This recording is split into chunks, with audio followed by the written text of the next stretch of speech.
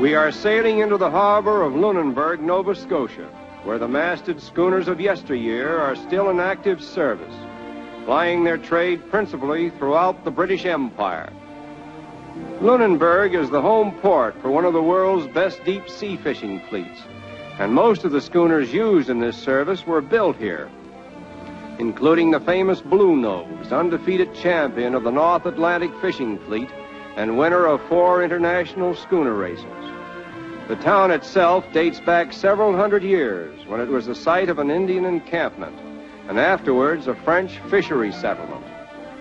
About the middle of the 18th century, it was settled and named by a large number of families that migrated here from Lunenburg, Germany.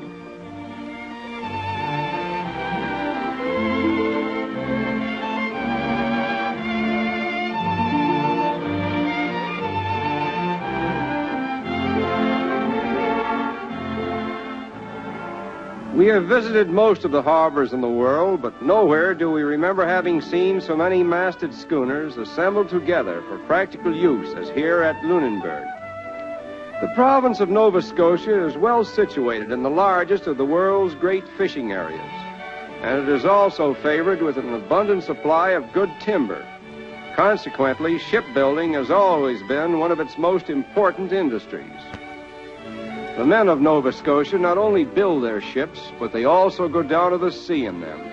And by family tradition and experience, they are as daring as they are skillful.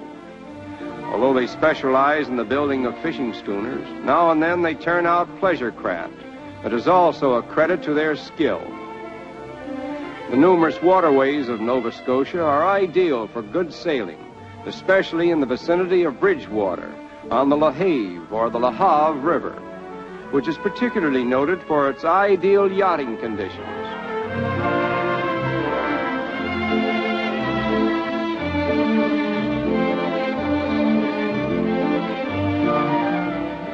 A few miles from here, where the Petite Riviere flows into Green Bay, we are rewarded with a panorama of scenic beauty typical of Nova Scotia. And we are told that we are now looking down upon one of the world's most prolific fishing areas, where tuna weighing 800 pounds and more are not unusual. It is claimed that all world record tuna catches during the past 36 years have been made in the coastal waters of Nova Scotia. For those who prefer light tackle angling, there are numerous inland waterways abounding in a variety of gamey fish, including the ever-sportive Atlantic salmon. In these post-war days, when so many soldiers are returning to civilian life with physical handicaps, it is interesting to note how these handicaps are overcome, as illustrated here by a one-armed fisherman who baits a hook and casts a line as well, if not better, than any of his two-armed contemporaries.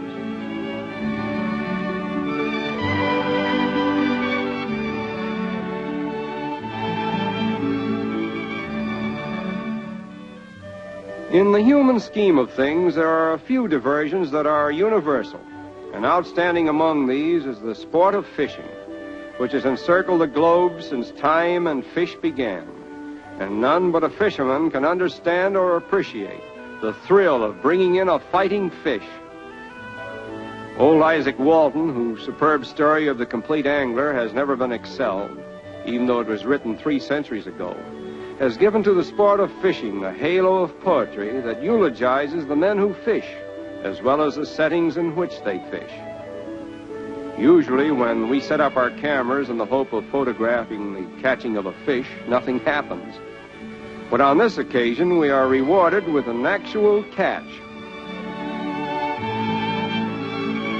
And here it is, a sparkling silver Atlantic salmon. Over 8,000 salmon were caught in the streams of Nova Scotia last year by visiting anglers, and April, May, and June appear to be the most prolific months. Now let's get around to a little commercial fishing, which is carried on in a unique manner by the boys of Nova Scotia. They are catching a prolific but choice species of fish that finds a ready sale in the markets. And it is not unusual for a boy to scoop up 100 or more of these fish in a few hours during the height of the season.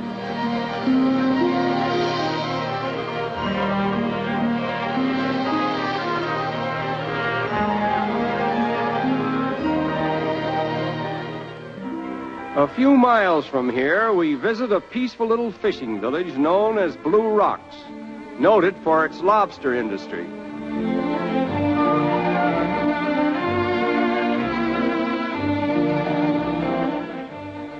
Nova Scotia claims the world's record for the production of lobsters, no small amount of which are caught in the waters immediately adjacent to these villages.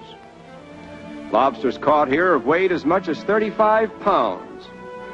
Unfortunately, the season ended before our arrival, and all that is left for us to see in connection with lobsters are the wooden traps that have been neatly stored for next season.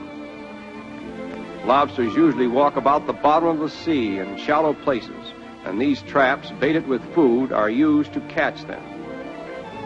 The scenic beauty of Nova Scotia and the fascinating subjects found along her shores have made this land a haven for photographers and artists, one of the most unusual and talented of whom is Earl Bailey.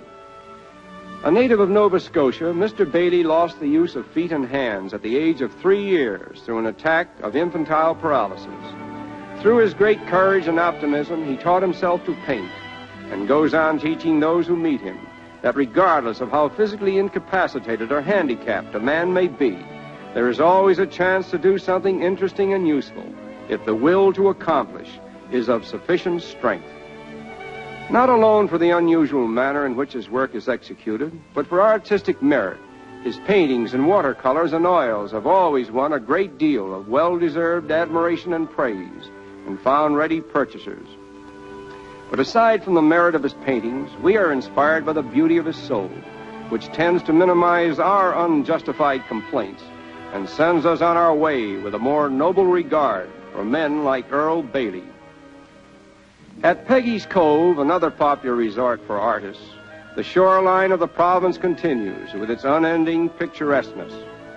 But it is time now for us to end our journey, and it is with